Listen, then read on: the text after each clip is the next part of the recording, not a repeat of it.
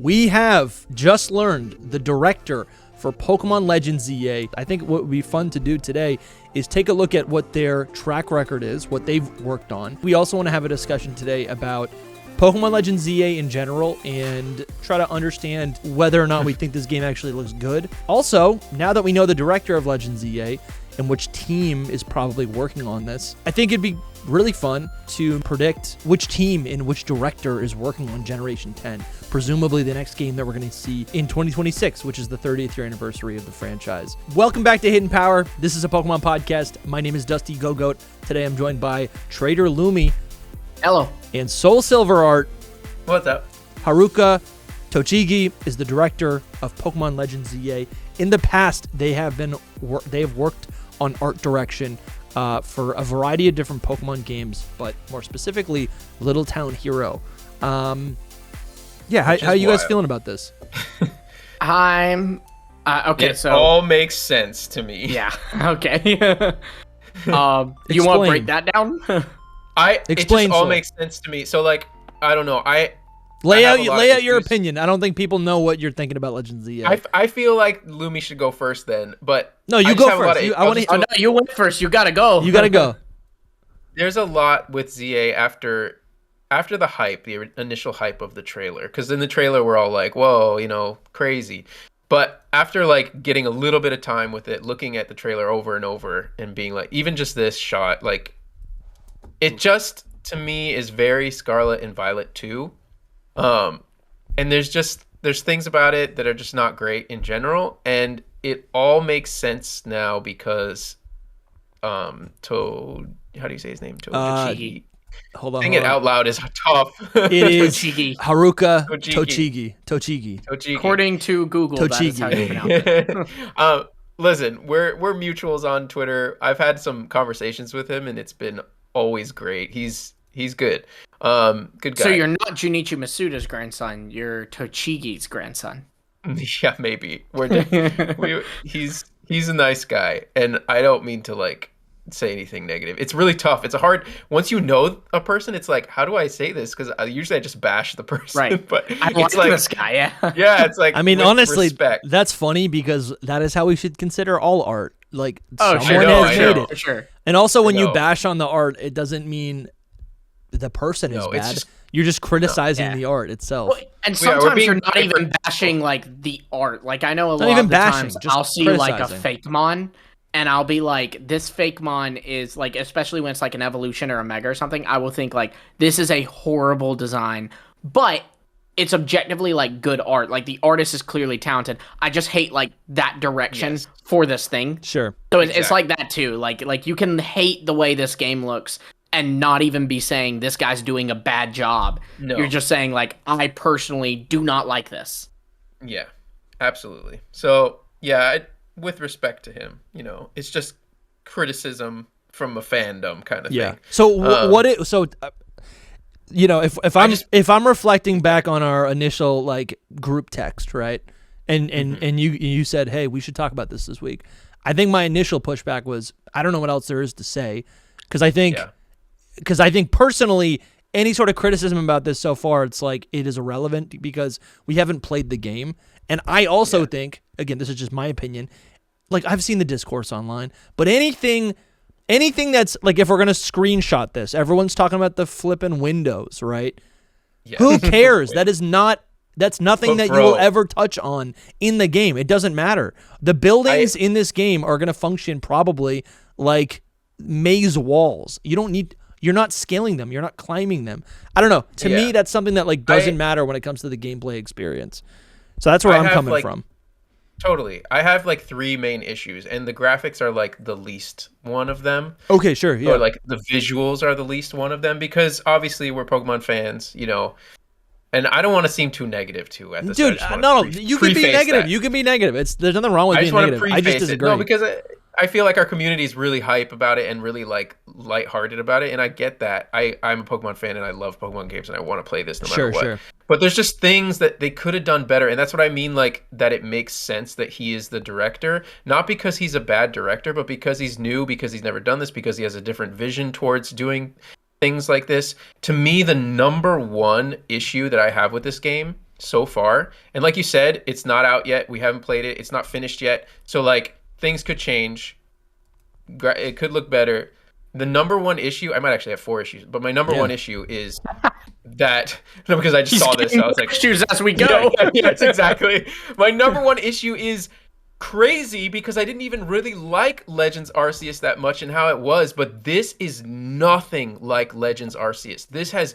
I do not know why they called it Legends, because it is not. They stripped almost everything that was Legends Arceus from this, and it is completely different. And that's fine. Yeah.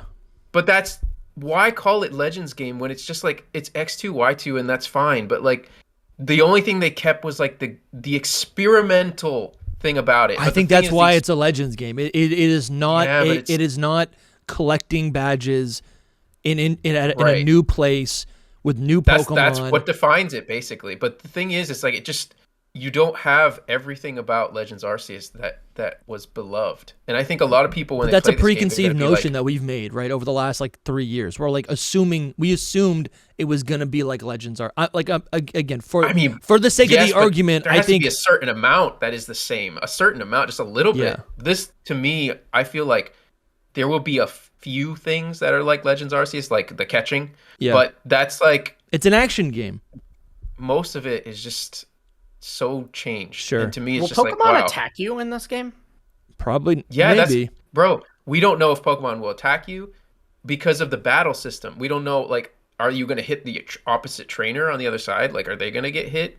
There's none of that shown. Is that a strategy now? Like, okay, this trainer's using, Zygarde, and Zygarde's dodging all my attacks. So I'm just going to start brutally beating the trainer with my Pokemon.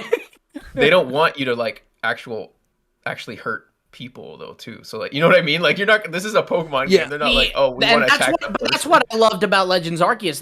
They were like, walk up next to that Alpha Ursaring, see what happens. See how that goes for you. So my point is that since it's a different director, it's a different idea. Than the director of Legends Arceus. So like that could not be in this. It's very likely that it's not in this. It could be. I wonder how much. Because obviously a director is directing a game, but I am pretty sure that there's other people who actually make the decision of which game, which region, whatever, right? Maybe maybe Tochigi, definitely. Maybe Tochigi was the one who proposed a Legends game in Kalos, and then that was pitched and then approved. But I'm pretty sure there's other people kind of dictating the direction and the future of Pokemon. It's more likely that it was like, oh, we're doing a game in Kalos and you're going to be the director of it. So, there you go. That's kind of more. But I guess, it was like. I guess they probably even do have definitely. They definitely have people over them who kind of will look over their shoulder and be like, don't do that. You know what I mean? Like for example, you might say, okay, the starters are Chikorita, Totodile, and Fuecoco. That doesn't matter. They're like, sure, you can't use Fuecoco. I think they would say it matters. Sure. There's guide rails. They might look at things and be like, you can't do that. Because they have, I think and the Terra League kind of showed this. They have a lot of things that they think is important and iconic to their brand. Like Soul, you even just said they do not want to portray Pokemon brutally mauling, humans. They would step in. Trainer. Right. If the director's and a new feature is you can kill your opponent, they would probably step in there and be like, no, you can't. No, you can't do that. The battle instantly. Yeah. So there's macro decisions that could have implications on the lore or probably the direction or the I guess the representation of the Pokemon brand. But then there's also all these creative decisions, which I think actually is what a director would have control over, right? There's a series of but I guess my point of all of this is not to put it all on the director. I'm just saying that it makes sense that the reason that certain things are the way they are is because he's new to the game, kind of thing, which is great. I love that he's getting a chance to do something like this too. Yeah, so I think I just want to bring up that I think there's a couple different things that maybe you're in reference to, because some of these things are logistical and valid, but some of these things are just creative decisions that I don't think aren't I guess there's just a couple things that to parse out, right? What I'm that really affect getting kind of at what is you're saying. People if people are going into this expecting like Pokemon Legends Arceus, I think that they're going to be disappointed. I think that it's just going to be like, man, it's not Legends Arceus, and it's a good thing and a bad thing. It's always going to solidify Legends Arceus as its own thing and be like, wow, that was such a great game. Yeah. And then this is going to be like, this is a different game, and I think people are going to be like, Legends Arceus was better. That's what I think. Yeah, personally. but I think that's a preference thing. That's 100% a preference. Probably. I think Legends Arceus. I just think it's that different. Yeah, that's what I'm saying. No, and I do kind of believe that. I mean, I guess from what we've seen, like the only through line really is the title Legends, which is probably in reference to a side story. Right? Probably a good story. A side story of a legendary Pokemon, which is probably going to be Zygarde. And then also there is a continuation, like as we're seeing right here, of the action style combat, which it was kind of a half step in Legends Arceus. I think there's the catching mechanic, and there's probably a couple other things. I think there is actually like part of the action combat, not the action combat, but like the action RPG elements, is that there is like a better flow, and I guess like a continuation, or it's like the battle sequences and the overworld sequences are just kind of like better integrated versus the classic Pokemon games. I guess, yeah. I guess mechanically there really is like what you're saying is right, where there's not a lot of through line between Legends Arceus and ZA. But I think also like I guess it's like what excites me about ZA being not set in the past, right? About it not being a survival game. I think I like that because it actually opens up the possibilities for future Legends games to be whatever they want to be and whatever makes the most sense for the story that the director wants to tell. Mm-hmm. I don't know if it's director, but yes. Just because we're on the topic of director. I don't know if it's him that's really making all the decisions. That's another thing. The creative team, right? It's like the Pokemon company, whatever you want to call them. Right, it's like they have more freedom to actually experiment, which is cool. Because I think that's the point of these games. It is to experiment. Right? In the past, like growing up, it's like we'd get Ranger, we'd get, whatever other side, we get Mystery Dungeon. And they were always like removed from the core series games and the core lore. Mm-hmm. But now it's like we can get a new side game, which is something that you've said, which I think is fair. But also, these are core games. They tie into what we already know. They're side games that are core games that are side games. Yeah. Anyway, let me get the other ideas out really quick. Yeah, please. So you mentioned the past thing, and it's just I've noticed that we had a whole year as fans to speculate and come up with all kinds of theories. Like I don't think that was a good decision for them because I think that we've come up with better things than what this game is actually in the end. Damn. Like no, but it's true because if you leave a fandom to do that, eventually they're gonna be like they're cooking up some really good stuff. When you see this and then you've thought about so many things and then you're just like kind of underwhelmed at what this is. I feel like there's no clear-cut art direction in this. Like it's just like it's very the same Lumiose as in X and Y, and it's kind of bland looking. And this is back to the visuals a bit. Like it doesn't capture it doesn't capture a Parisian charm to me. Like really it doesn't. I feel like they could have upped the whole thing. And maybe they will still. But I think that the decision to make it not in the past is just a mistake because it would have just been so much more rich in content and in not even content. What's the right word? Like flavor, I guess, to what it looks like. There's just so much more in the past that would make it look a little better to me. And then it gets to like the whole Wild Zones thing. It's like they just made up this thing that doesn't really make sense. Like why does it not make sense? I think that makes sense. But I also think about the redevelopment of Lumiose City, like the whole year. We're like, okay, they're gonna redevelop it in the past so that like they're building up Lumiose City. Instead, it's just like they're just putting random wild Pokemon into the city when you can go outside of the city and catch those wild Pokemon. Like there's no reason why. I think we don't know the reason.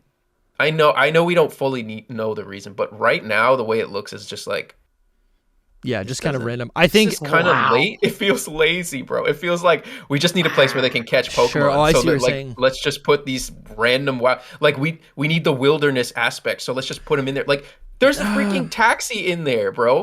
Why is there a taxi? I think because it's a city. It's a city. Look how it's parked. Why is it like listen, this? I think these. I don't know. I get it. I'm hearing you. You can think this. I'm hearing you. I'm curious what the audience thinks. I guess there's just so much that we don't know. I totally see on paper by like. I don't know. No, I don't see it. I guess I'm looking at this like, okay, the original idea of this game. It's like, I think some of these things we need to just take and assume that was the creative decision. Like, we want to make a Pokemon game that's to scale. Everyone's saying that our worlds are too small. They don't make sense. I think you can look at Scarlet and Violet, and there's so many towns where it's like, okay, they look fine when you're there, but then as you remove yourself in 10 seconds, you leave the city. Now you look back at the city, and it looks like it was just dropped in. It looks so inorganic. But I think it makes sense to me that Pokemon and Game Freak would want to like do something a little bit ambitious and make the entire playable area a city. So it actually feels to scale and immersive, right? I think we just need to take that for what it is. If that's the decision, then it's like the creative decision is like, okay, how do we fill this with Pokemon, right? Yeah. And I look at these gates as just a way to visually divide up the city streets the same way that we have routes, right? Arbitrary routes where certain Pokemon can appear on certain routes. And I do think we're going to find out that these gates are actually like a little bit more like dubious. I think they will have a reason, hopefully, other than just like they're just randomly there. But to me, it just feels like they put them in the game so that it's like they didn't base it around them, if that makes sense, right? The way it looks right now is they didn't base this game around having the wild zones. It's like the wild zones were added in so that the players can have a place to catch Pokemon. And I think that's how it's going to function. I think that's how it's going to function in game and like in universe and out of universe. You can't catch Pokemon outside of them, by the way, but it's just the logic isn't so there, and maybe there's a story thing that tells us more that will explain them better. I'll give that to them, but at the same time, it's just weird. It's just a weird thing, and I don't think the wild zones are going to be like that huge. I could be wrong, but it seems like they're in the plaza areas, and the plazas are like, you know, like the other part of the wild zone is just streets, and then the plaza is the main thing, but the plaza is like this big. It's tiny. So there's some pieces that look pretty large though. If you look on the map, there's some pieces that I think look like a very like specifically. There's one area with like rivers and there's like a little beach and like a little forest and all this. But when I say forest, I mean like city forest. You know, it's small, but like a central park size thing. Like in the bottom right, all that green, you can see like going a little more over. Like you see where that canal goes up, and like right near the Fletchling. Yeah. Right. Yeah. You've got it. Yeah. Like that seems pretty big when you factor in this is all like to scale to, and you'll be a little tiny person. You know. Dude, this looks so exciting to explore. I don't know. To me, it doesn't. It's just kind of dull looking to me. I think that might be because, and this is fine because I'm kind of with you. This is a reflection of it being in a city. Like I personally think when I think of Pokemon, it's what Legends Arceus gave us. It is that wild experience. Like I want to imagine that I'm going out into the backyard, or that I'm going on an adventure, and you're finding these like rare Pokemon, right? As like it's just pure sense of adventure. But this is a different aesthetic, and I did pull up some images. You said earlier that like the Parisian vibes don't look good. They could have done. You see the painted ones. They could have done something. Sure. Okay, like so you're saying that it could have been more. Okay, this is fine. They could have done something magical because Paris something that is like, more maybe in real life Paris is not exaggerated. Like the most crazy thing, but like Legends Arceus was watercolored like vibes. Like the painting Paris is a huge thing that is like known, and they could have just gone with vibrant they could have gone with that, and it would have looked really good. And so really you're looking cool. for something that's more stylized, which honestly I'm with you on that. There's no art direction to me, and we've talked about it before. Like the art direction is what kills me more than it's just kind of, I think sterile almost to me. It's just Lumio City. It is the Lumio City from X and Y. Like we were like, don't expect that, but it kind of is that with like some pretty buildings, some here and there. To say something on that, I do think there is art direction. You know, if you want to support, if you want your name to be read, $5 gets you access to so much. Not only are you going to get access to the bonus episode, which is going to be on Patreon or on YouTube, but you're also going to get access to every other exclusive piece of content that we put out. There's probably like 100 hours of us That library is getting big. It's getting so big. There's gameplay VODs, there's live stream VODs, there's exclusive interviews, exclusive conversations. Soul ate an octopus. That's what is our first episode, I think? Second episode? That's such an old one, but yeah. And you also get access to the Discord, and in the secret Discord, this is like the covenant, the secret Discord. You get into the secret Discord. There's over 200 trainers, exclusive members in that Discord. There's other creators in the Discord. Toby and Lockston are in that Discord, for example. But you in the Discord is how you that's how you can, I guess, Lumi, you kind of run the Discord a little bit more than me. But in the Discord, you get access to the Battle League. You also can join in on the live call-in show that we're actually doing. But you also get 10% off merch at our merch store. So that was a little bit long-winded, but I'm excited. Thank you for your support. And I do think what we're looking at, everything that we've seen, it is I think all of the colors are extremely vivid. I do think there's a lot of saturation on a lot of these colors. And this image of Tepig is something that I keep coming back to. There is like a unique lighting engine that is going to make this game look unique. At least the Pokemon. The people in Pokemon always look good in any Game Freak game. That's what they're not in Scarlet and Violet. I guess no, dude. In Scarlet and Violet, the Pokemon are the best that they've ever looked. They're like literally the best they've ever. I think Scarlet and Violet doesn't get enough credit for how the Pokemon look. I don't think they look good in the world. They look good. They changed that here too. Yeah, they don't look have good the textures anymore. I agree. Online as like a T-pose asset, right? Because there's textures, but I think in the world, oftentimes. I mean, maybe from far away, but no, like the textures are so nice. Anyway, that's neither here nor there. But to your point, I think what you're saying is like this could have been more stylized. And listen, I'm for it. I do think though that everything that we've seen from this trailer, and this is where I'm with you, it does just look like an HD version of Scarlet and Violet, like a version of Scarlet and Violet engine that isn't. It's in the. That's actually performing well. I'm 100% sure that it is like the cleaned up Scarlet and Violet because they basically had more time with it. But leave it here for a second. Yeah. So like then going on to the next point is visuals. They copy pasted those windows over every single building. Look at the windows, bro. You go through. Dude, I don't want to look at the windows. This is the stupidest thing. This is like the tree argument. But I think it's so stupid, dude. It's so stupid.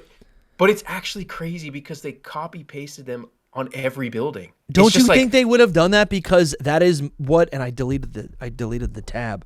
All I'm saying the Parisian architecture is repeated. More effort into just putting a different color window. They're all blue windows like through the whole entire everything.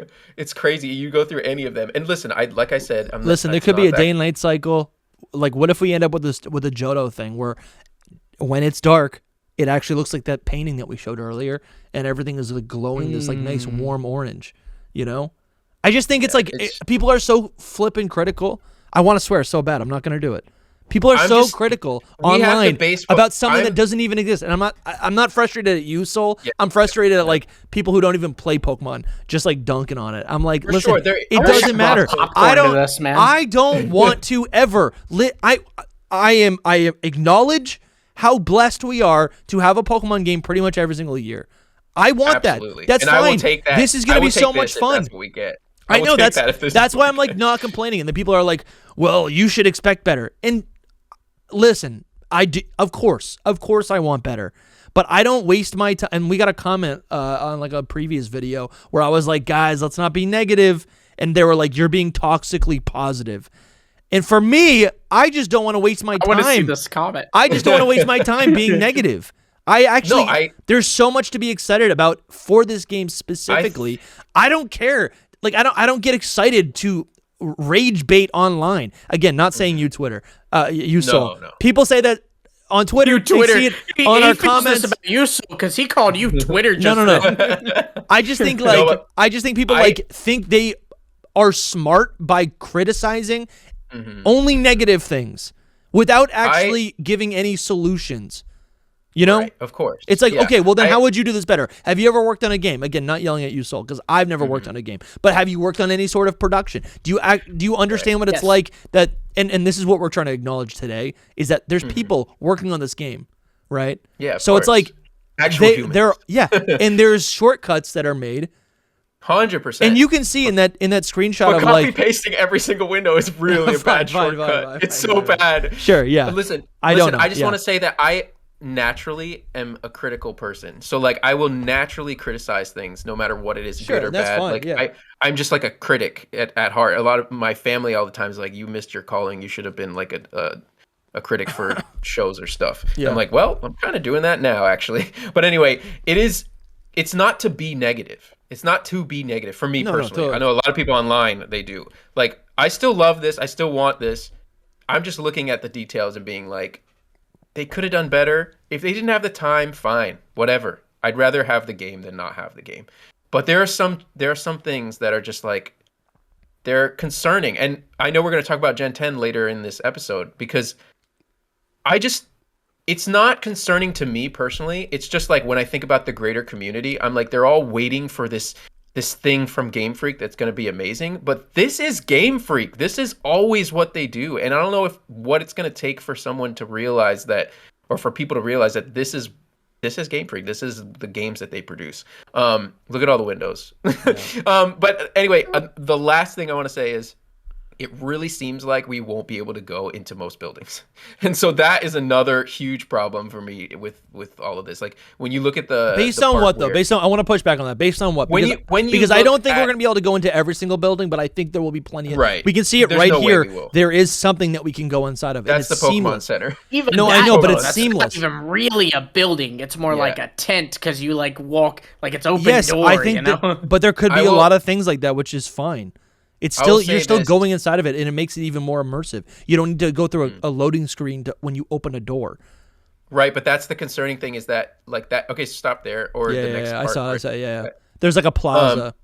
That little plaza. But like the Pokemon Centers being open like that is also a telling sign that like, okay, you walk in. There's no like loading screen to go into anything or anything like that. And we had that. So that already tells you that. Yeah, that already tells you that, like, okay, so we're not going to go into the Pokemon Center. That's just how it's built.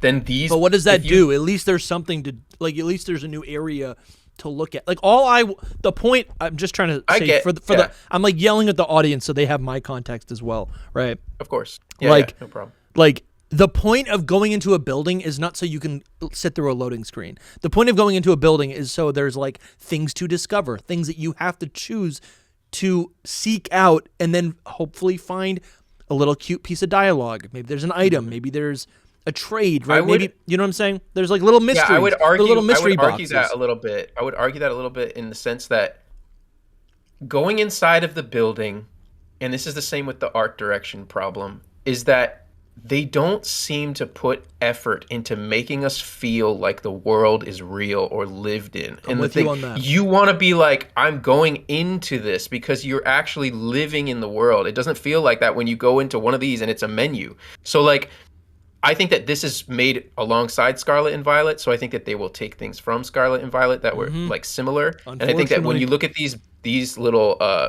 like clothing boutiques, when you get closer to them in a different screenshot, there's like, you can see that they're probably just menus. Like if you look at them, it looks like when you enter, it enters into a menu. So my other evidence towards this is when you look at the cafe. I don't know if you're going to be able to go in the cafe. They have tables outside on purpose so that you sit outside if you're going to sit out, if you're going to be sitting down. And like the windows are all blocked off. Like you don't see anything inside, and there's a person standing in front of the cafe. Yeah. So like, it's like you go up to the person, you talk to them, and you don't ever go inside. And it's like, dang, bro. So like, there's just gonna be parts, in my opinion, I think, where you can go inside to certain things, like Quasartico, like the hotel, like any plot, like buildings, basically. Yeah. But like, obviously, you're not gonna enter every building in this. Yeah, city. I think that would be unrealistic. Not saying that you're saying that, but no, yeah. I guess it's accumulation of things. Yeah. In the end, all of these things put together is what's getting me down a bit. And then not to move on from this, not to move on from the buildings or whatever. Like, but like, even if let's assume we can't go into any buildings, and I'm sure there'll be some, but let's assume we can't. I still think this map is going to be incredibly dynamic because it's something we've never seen before. I do think and so in too. this screenshot behind the battle, you enter this location, which could be considered a room, right? Even though it's outside, it is a separate little courtyard. And to exit it, you don't go through a loading screen, but you go through that little tunnel. Mm-hmm. You could go up the stairs, or you just keep going, and there's a new little area. Like, I think this is going to be an experience that we've never had before, ever. It's going to be like 3-dimensional in a sense that there's going to be verticality to the map. Mm-hmm. So you're going to go up on the roofs and battle on the roofs. And you might go underneath in the sewers as well. I'm pretty sure. I think that there probably will be some sewers in it. Yeah. So there is verticality to the map. Which I think is important. That's a point for it, I think. In the end, I think that what they wanted to accomplish with this game, like the whole question of what makes it ambitious, because they were like, this is our new ambitious title. And I think that the ambition was the battle mechanic, was the new battling system. I think that's what they put all their focus into. That's a really good point. I think that's why they chose Megas for it. But it cuts out everything from Legends Arceus, and has a big issue for me. Like, that's my biggest issue in the end. It's just that it's not Legends Arceus, and that's funny because there's some things about Legends Arceus I didn't like, but it comes down to me not liking change probably a lot. And it's just like, I wanted this kind of to be Legends. So, it's different. I think that's what it is, though. That's my I think you brought up a lot of really, really important things. But I do think at the end of I can't get on board with hating this because it's not like Legends Arceus, because I still think I'm not hating it. I don't hate it. No, I know, but like just in general, like just because it's not Legends Arceus doesn't mean this is bad. You have to look at this as if it's something else, and it is something else, right? Mm-hmm. Yeah. And listen, I think what's cool about you have to like deal with that. You have to accept that. I just don't know if everyone has the capabilities of accepting that in one day, Yeah. But yeah. But listen, I'm only speaking for myself. I don't care if other people aren't open-minded enough to like just relax a little bit. Like if someone's gonna get angry because of a video game, that does makes me feel bad for Tojiki here. Tochigi. I forget his name. Tochigi. But yes, it makes me feel bad for him because it's just like how. I don't know what the reception will be with this game because of that. Like people will be like, "This wasn't what we were thinking," or whatever. Yeah, but I think that it's subjective, though. Yeah, for everyone that's gonna hate it, someone's gonna like it. Mm-hmm. It's crazy to me that we love Arceus, but there are people who don't like Arceus. Mm-hmm. And for how much complaining we did about Scarlet and Violet, like. It's one of the best. It's the third best selling Pokemon game of all time. Mm-hmm. Third on track for second. So I mean, like, but we can complain, but I honestly think they took a hit with Scarlet and Violet. I'm not gonna lie. Like, I think that it sold really well, but the reputation of Pokemon went down with everything that happened with it, and I think that might affect Pokemon games going further if they don't try to change something. I think that this game will perform well. I think that they've had enough time to iron out the main bugs, and I think that's... Imagine it doesn't, though. I mean... Yeah, that would be crazy. Imagine in classic Kalos tradition, you can't save in Lumio City. Oh my gosh, bro, no. We can move on to, like, what Tojiki said about, like, his interview or whatever, because that is also related to this as well, if you want to. Yeah, definitely. Yeah, let's do that. It would be... That was from Lu2, translated that. So, friend of the podcast, controversial figure on Twitter, Lutube. Okay, I just realized he's got like three different. He's got like three. He's got like his name. No, but he's got like three. I'm realizing he has like three different handles on social media. Anyways, okay, we've Lutu translated. Okay, he goes. We've translated a new statement from Pokemon Legends Z-A director Haruka Tochigi, claiming the game was in its final fine-tuning phase at the beginning of 2025. I'm going to read it right here. This is the Famitsu Tengeki 2024 awards, and this is what he said. We're very grateful and honored to receive this. Being awarded even before we ever published videos showed us the high expectations of the main series. We, the Pokemon Legends Z-A dev team, have been putting in daily effort to deliver the new game. The release is just around the corner. Please wait a little longer. Pokemon Legends games are... Oh, this is great right here. Pokemon Legends games are filled with new attempts by Game Freak, as was the case prior to bring new surprises for players to experience. Pokemon Legends Z-A will mega evolve, incorporating new battle mechanics and plenty of gameplay elements unique to urban environments. It's in the final fine-tuning phase now. Look forward to a new adventure in Lumio City. Again, thank you so much. What do we really think, nice guys? guy. Yeah. He's a nice guy. Yeah, he does seem very nice. What do you think, Lumi? I talked enough. I love this right here. Pokemon. The thing that stand out for me is he goes, the Pokemon Legends games are filled with new attempts by Game Freak, period. True. Like, I think that's the most important thing. And I think we should continue to see that, right? But it's out. But hold on, wait. It is an important even thing. Let's Go was a... It's an important thing, but I've been saying for years, and I know a lot of people in the community also agree with this. Game Freak's major problem, I think, is that they try to do this with every game. They try to make something new with every game, and they just need to build one time. Just like, okay, you had Legends Arceus. Everyone loved it. Build on it. Legends Arceus was like this close to being the greatest game ever, in my opinion. But the problem is they just needed to add a few things in it that would make it the greatest game ever. Instead of building on top of that and making it the greatest game ever by adding nice, fun battles into it, they completely take everything out of it and make a whole new game and try to say that it's the same thing. And that's my issue with like a lot of Game Freak making the new attempts at things. Even with each generation, they don't build on what they have, in the sense of like they have the core skeleton, right? But they're always trying to add new things, and it's good and bad at the same time.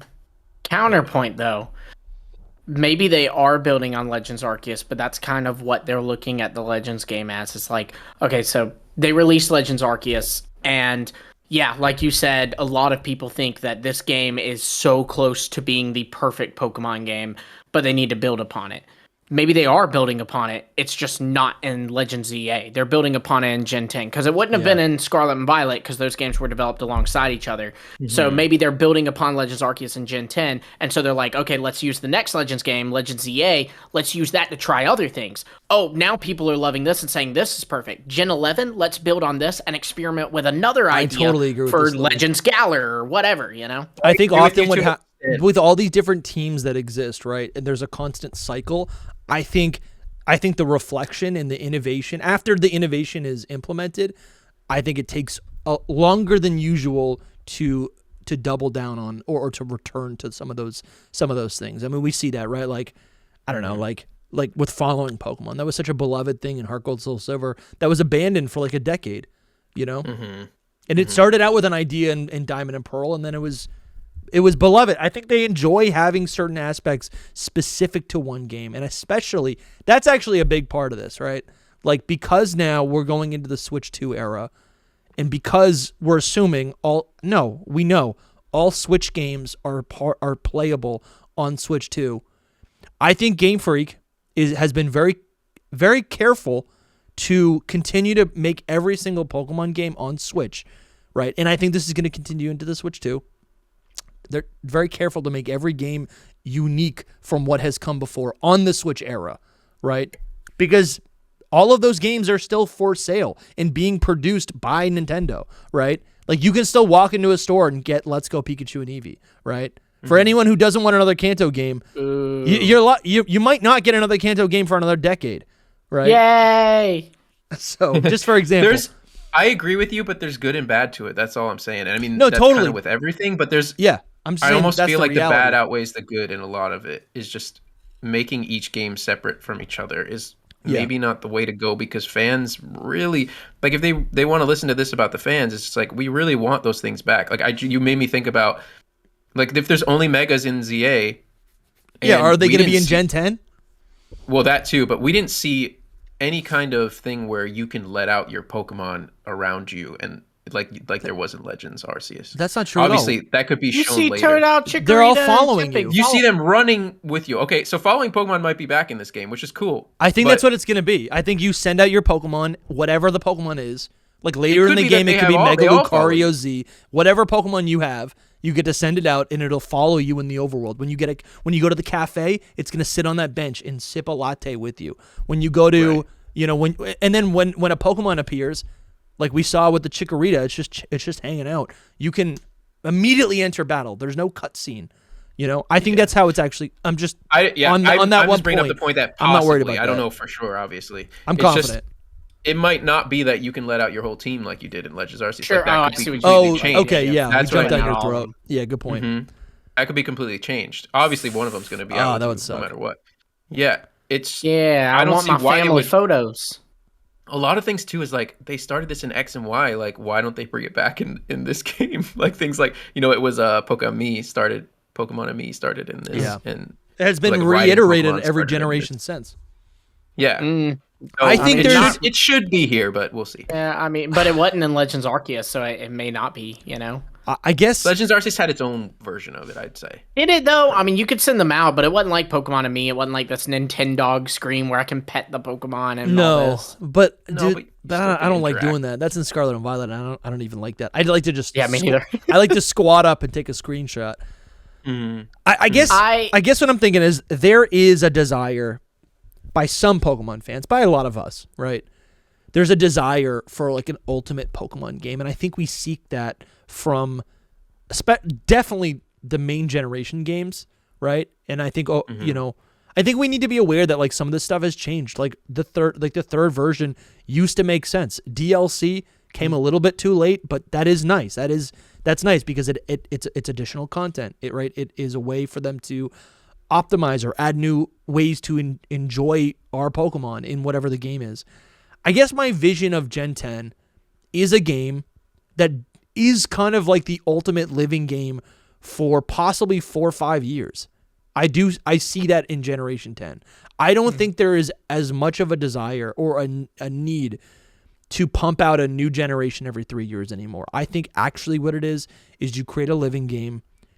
You also, while unlocking over time existing Pokemon, right, returning Pokemon to that main game, Game Freak can also create these new side games that introduce new Pokemon, new regional forms, new megas, right, whatever it might be, that are then accessible in that main series game. And I think the goal, the desire, mostly the desire from fans, but also, yeah, I think it's a massive opportunity for Game Freak to create this like ultimate living game that actually builds on things that we like, right? And making an experience that is core, something that people want to champion, right? I think that's the biggest problem. I feel like they're stretched too thin. And what happens is there's just a lot of like apathy in the community. But like if they can put out a game that like can please 80% of people, right? Then they'll have I think they just need to like regain some of that goodwill, and maybe a way to do that is to create that like ultimate version of a game, Yeah, a lot of things like with what you and Lumi even said earlier, it's just like we are hopeful fans, right? We do the same thing every time, and I'm fine with continuing to do it because it's fun. But it's just like we hope for something that kind of never comes, which is just like, oh yeah, they are. They're gonna do this. Comes. They're gonna do this, but they don't ever do it. But yeah, I don't know. Yeah. What is your ultimate? Like, is there a game that is ultimate for you? Because I think for me, no, I mean you put out the tweet, right? What you said? That tweet was so good, and I've just thought about it. It's like what, on Dusty or Hidden Power? On Dusty. What did I say? It was like what do you like? Serious question. What do you actually like about? What do you like about Pokemon games? Yeah, that was the thing. And when I answered that, it made so much sense to me. It just was like, yeah, this is what I need in a Pokemon game, and that's it. And it's not just that's it, because obviously I've just complained about all of this stuff. Yeah, what did you say? Oh, here we go. SoulSilverArt. So I said, serious question, what do you like about Pokemon games? And Soul said, collecting new Pokemon designs and using them in purpose-driven turn-based battle tournament. Okay, that's it. Okay. No exploration, no clean UI. There's a lot of things that I would like. Those are added things that make the whole thing more engaging and enjoyable, obviously. But at its core, like that's what I need a Pokemon game to be. You want to capture Pokemon, and then you also want to like have a reason to use them. And that can be defined in different ways. A purpose reason, the purpose is like, there's a plot line that brings you to why you're using them, or like how you're using them, obviously. See, the plot line doesn't battling or whatever. Yeah. The plot line seems secondary to me because I think that's always going to be changing, and it is subjective. But mostly when I play these games, it's the post game that keeps me around long term, right? That's fair. So it's like I don't care about the plot line at all. The reason I even put that there is because of Champions. I was thinking about Champions as kind of a sidebar, but sure. I was thinking about Champions and I was like, this is my dream game, but if it doesn't have any kind of plot, or not even plot, but just like some kind of purpose behind the battles, then it loses some stuff for me. Do you know what I mean? Where there's no, my main thing is there needs to be emotional weight. It's like, why am I doing this battle? Why should I care about this battle? And oftentimes the Pokemon from the battle towers mean nothing to me because it's just, see, that's different. That's what I mean. It's like I need, but there's no purpose. I need an accomplishment. Yeah, but if you get like a reward, or you get like, I completed this, that's good enough for me. Like a purpose. I completed it. You want a checklist. If there's just like endless battles that have no like purpose in the end, other than like training yourself to do competitive, that's fun and all, but it's not going to be like the greatest thing ever. It's just it's a sidebar, like I said, but if you go back to what we were talking about, it's like the core of a Pokemon game has to have some kind of accomplishment or purpose. That's what accomplishing something in a game is normal. Anyway. And I think it's different for everyone, because when I think of a perfect Pokemon game, I guess I am thinking of the cozy world of Heart Gold, Soul Silver, right? That game is always amazing to That's a great game to replay, but it's also a game that rewards long play sessions. And I think the only what I love about Black 2 and White 2, which is the generation after that, is it feels very similar. I feel like it rewards a long play. There's a lot of hidden Pokemon to discover. It also it's the first game to reward you with a shiny charm. So that was a lot of fun, and that left a lasting impression where I spent months I think it was right before the pandemic. I spent so many months, probably like the better part of a year, collecting all the Pokemon, completing my national decks, getting the shiny charm, and then in a pixel art game, shiny hunting with lower odds was so much fun because it made getting shinies in that game not impossible for someone who's not as dedicated, but like it was just as rewarding. And I think it's a lot of fun to also now use all those Pokemon in all these different battles. And there's things like all the legendary Pokemon to capture. There's the Pokemon World Tournament, right? Maybe that's kind of what you're describing. Like that's a purpose-driven thing that is with older characters, but you're also using your like all these existing returning Pokemon. There's all these like, I love the different environments, right? I think the thing that doesn't actually excite me the most about Legends ZA is that we're stuck in this one environment. Like I love in Black 2 and White 2 that there's all the like every new city that you go to and town has a different style, has a different inspiration point, has a different culture. I think that's so much fun. I mean, I do think that there'll be some variety in this. I just think we haven't seen it much yet. Yeah. I hope, at least. I really hope. So some of the wild zones, I think people, I'm not saying that what I just said too, but I think people are not thinking about that there's stuff we haven't seen as well. So there's probably going to be some of the wild zones that are a little more. Yeah, that's true. No, they definitely environmentally different. But yeah, I'm just, no, this is, I haven't actually thought about this on camera, but like, yeah, what would be my perfect Pokemon game? Is, what would I want to see for Generation 10? And I guess the reality is we can hype up Gen 10 as the 30th year anniversary, but at the end of the game, it's going to have shortcomings. It is a product at the end of the day. It's a piece of art. It's going to be subjective. It's going to have shortcomings. It won't actually be ultimate. I guess I just wonder if there's a world where after a year, they can add a patch to fix some of those shortcomings alongside all of the additional content they give us. Based on history, they haven't done anything like that before. I mean, maybe now. But the thing is, they did apparently. We're not 100% sure because I just had a doubt where I'm like, maybe they didn't get 4 years to work on Gen 10 because they've been working on Scarlet and Violet and this. But there is apparently a fourth extra year that they had to work on Gen 10. So it should be a lot cleaner feeling than at least Scarlet and Violet for sure.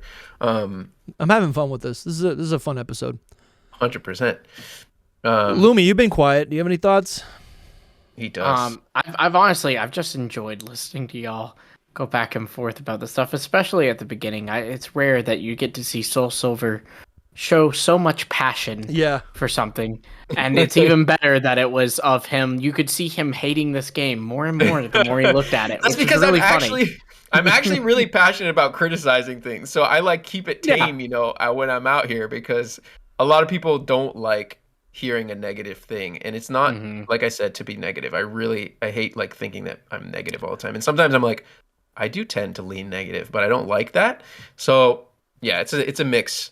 Well, I'm just more passionate about negative things, unfortunately. But like, what are we excited about? The reason you're more passionate about negative things, though, it's come from a good place. I've tried to explain this anytime I've been critical of something, and anytime you're critical of something, there'll be, when you have a large following such as yourself, there'll be one person who accuses you, oh, you're critical. Well, that means you're being negative, and you're a horrible person who just hates Pokemon. It's like, well, that's not true. In fact, I would argue the opposite is because we love Pokemon so much, that we know how good it can be and how good it should be, and we've even seen examples of it in the past.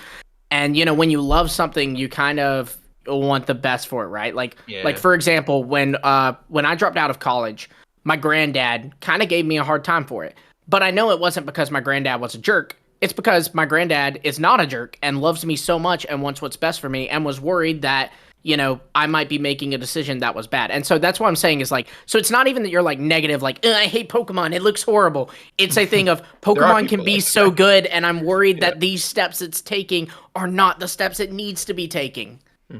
But then it is all like my own gauge, right? It's like, that's also it true. Needs to be taking, like, no, I'm not the king of Game Freak that tells them what to do or anything. You know what I mean? So it's like, I guess I'm just like what I continue to focus on about this game is like what I'm actually going to be focusing on literally when I'm playing the game. Like when I boot this up and I'm that main character and I got my Chikorita out there and I see a whatever that stupid bunny's called. Bunnelby. I'm going to be using a Razor Leaf on it, and that's where my eyes and my brain and my attention is going to be. It won't be until I'm starting to wander a little bit where maybe I look at the windows and I go, oh, they're a little flat. Oh, what's this? There's another Pokemon to capture. Like, I don't think, for myself, I don't think most people are going to be engaging with this game by, like, staring at the pixels in the background. It's not important. It's literally not important. I do think a lot of people of players hate play Pokemon. Like, they literally play it. I know, but those people aren't listening. But those people, if you're hate playing, then you don't love it. And also, I don't think anyone listening to this podcast is going to be hate playing it. And I'm not. And I'm also included. Please comment every once in a while. That's like bunch of 20-something-year-olds or older playing Pokemon for a living. Back in my day, we didn't. It's funny. No, we're actually 30-year-old or somethings or younger. Yeah, I was about to say. Two of us are over 30. Don't you throw me in with you? I'm in my 20s, man. I ain't even 25 yet. Enjoy. Yeah. I guess so.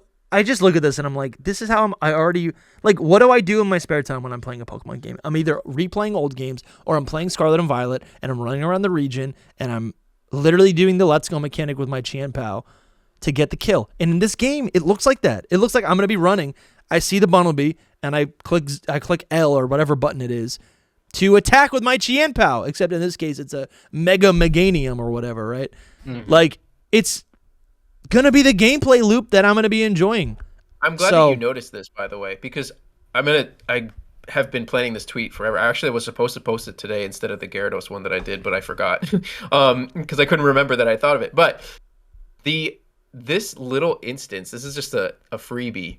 This is not a battle, and it's kind of crazy because it's like Legends Arceus, where you throw out Hisuian Decidueye and it like breaks the you can use your in Legends Arceus. You can like use your Pokemon to interact with like trees, rocks, the different environmental things in order to claim items. Yeah. In this game, this is a good change here. This is a good change where I think that if you have Chikorita out as your following Pokemon, you can just push a button and it will knock out a Pokemon like this, which saves you so much time. That I love the Let's Go feature. An extension of the Let's Go feature. Yeah, I love that so much. Actual battle, like where like the versus thing. Yeah, there's no health bar or anything. Nothing. So I think that this is like a specific.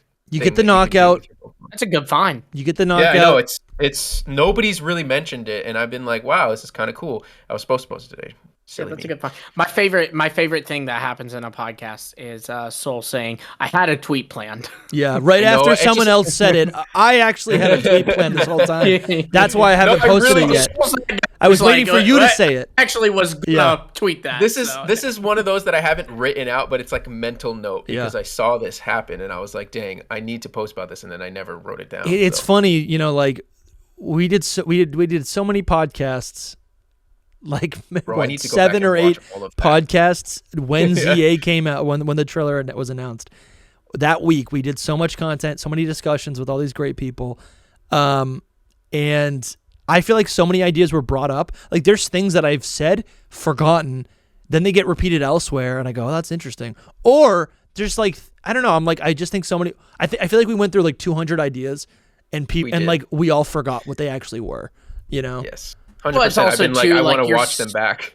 Like I know too, dude. I cannot tell you a single thing we talked about on actual Pokemon Day because, like, while we're talking, you've had this clip playing, and this is brand new to me. So I'll admit, like, sometimes I didn't even hear someone you're talking focusing on something because else. I'm so honed in on the video because I'm like, oh, I didn't notice that before, Yeah. So, but if I can divert this to a slightly more positive note. Yeah. I'm thinking back to how love them, hate them, tolerate them, whatever you want to call it. Good old Riddler Koo had said last year that Legend ZA, like he said something about ZA is not a big deal. Yeah. The focus is on Gen 10. And a lot of because I'm kind of in between you guys. I do think the Windows, it's a little bad, but it isn't going to impact my experience. Yeah. And also the way I'm seeing it is like this is a stepping stone. I'm going to enjoy this, but I think Game Freak's eyes and I think at this point my eyes are starting to be on Gen 10. And I think one way to kind of incorporate that is we're sitting here talking about how Tochigi is the director of this game. Now, for Legends Arceus, that game was directed by Iwao, and we were all kind of, or at least I am, I don't want to speak for all of us, but I was kind of under the impression when Legends EA was announced last year, I was kind of like, okay, well, Legends Arceus was done by Iwao, Legends EA is going to be done by Iwao, but sure enough, it is Tochigi, which makes my brain go to, okay, well, Iwao is still involved at Game Freak. So could Iwao perhaps be directing... In a big way. Yeah, in a big way. Could Iwao perhaps be directing Gen 10? Because another thing that's interesting about this is, and no spoilers, of course, from this, but in the Terra League, we do see discussions that Game Freak was having with the anime staff about the anime, and they specifically were also talking about things that are going to happen in Gen 10. And Iwao was present for that discussion. There are lines of dialogue in that meeting that are from Iwao. And so, again, if I allow myself to read way too into this, please, I think that this might mean that Iwao is directing Generation 10, and Iwao is my favorite director at Game Freak. He did Ultra Sun and Ultra Moon. He did Legends Arceus. I mean, he is... I often refer to him as Iwao the GOAT. No, I mean, I'm he's the just GOAT. The man, Yeah. So I am hoping... Like I said, he also did Dynamax. He did also do Dynamax. Yeah. I'm not a big fan of that, but you know what? I mean... He's still a GOAT for me. So for listeners, Iwao, let's see right here. He worked on Scarlet and Violet on the DLC. It says that he worked on the world, the Pokemon, the human planning. So that'd be like a lot of the... Yeah, okay, that makes sense. On Legend, he was the director of Legends Arceus. It says he was the planning section director for Sword and Shield. He was the director of Ultra Sun and Ultra Moon. It's cool that even if someone's not directing, they're working on other games. Yeah, for sure. To some capacity, you have to which build is them cool. up somehow, give them experience. It looks like he worked on Omega Ruby and Alpha Sapphire. He worked on Sun and Moon. He's been around a long time. Yeah. By the way, I don't know if you want to scroll down a little bit, Dusty, because on our end we can't see any of that. That you were looking sorry. at. Yeah. Yeah. It's there. But yeah, no, I mean, so he's done a lot, and he's done things that I think, like Legends Arceus, obviously this podcast holds that in high regard. Pokemon Ultra Sun and Ultra Moon, I think this podcast holds it in high regard. I think, I've said this, you've said this, we've all said this. like Ultra Sun, Ultra Moon, if that was Sun and Moon, like if Sun and Moon didn't happen, Yeah. Ultra Sun, Ultra Moon, I think would universally be agreed. Like that's the best Pokemon game ever created. It'd be up there with the big boys, yeah. Right. Yeah. Like it'd be one heavily debated. And it, dare I say, it might would have even like outsold like Red and Blue if it was the Sun and Moon. One. You know what I mean? No, never. Never? No, it's going to happen one day. No, not Red and Blue because of that. Half the reason why the Switch games have sold so well is because of the Switch. Like the 3DS was not there. The 3DS did not have that kind of energy. I agree. I agree with that. I do agree with that. Ultra Sun and Ultra Moon are great. Red and Blue in its time, because Red and Blue has had re-releases and those are factored in. But either way, my point being, it would have done really, really well.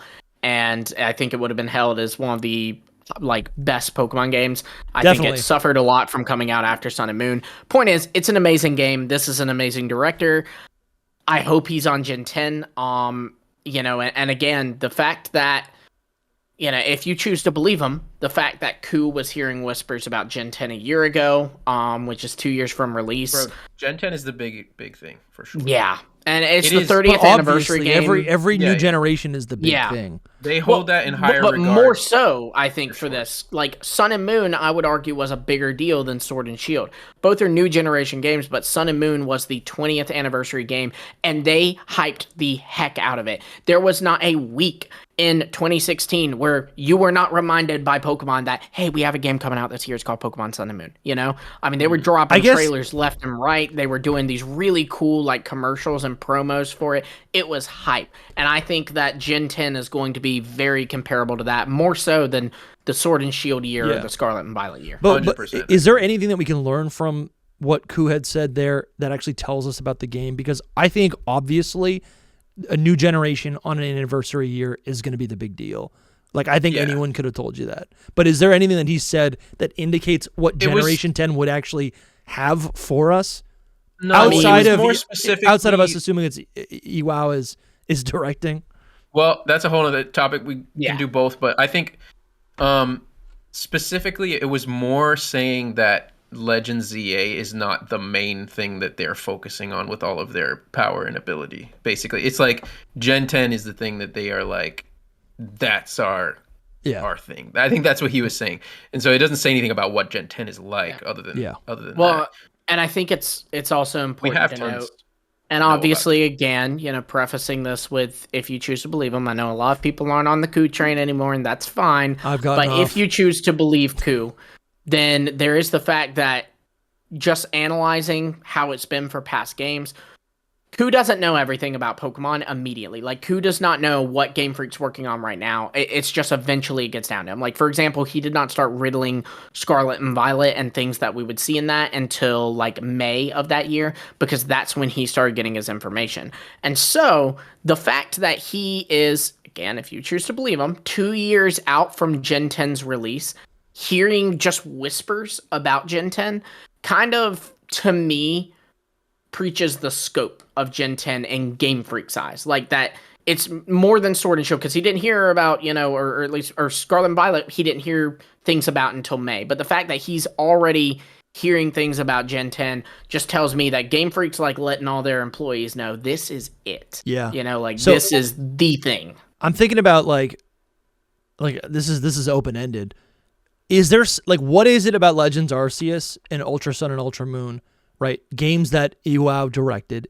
If Iwao ends up directing Generation 10, what could we maybe predict that Generation 10 would be like? Because I think Ultra Sun and Ultra Moon and Legends Arceus have this really dark tone and are also, I'd have to play Ultra Sun and Ultra Moon back to really understand this, but I almost want to say, if you start now, you'll be done with the exposition by the time Gen 10 releases. I want to say Ultra Sun, Ultra Moon is, I want to say it is a little bit darker or maybe experimental, but I really don't remember. And I think the experimental parts, definitely. This is what I'll say. But the experimental parts of those games might just be because of Sun and Moon.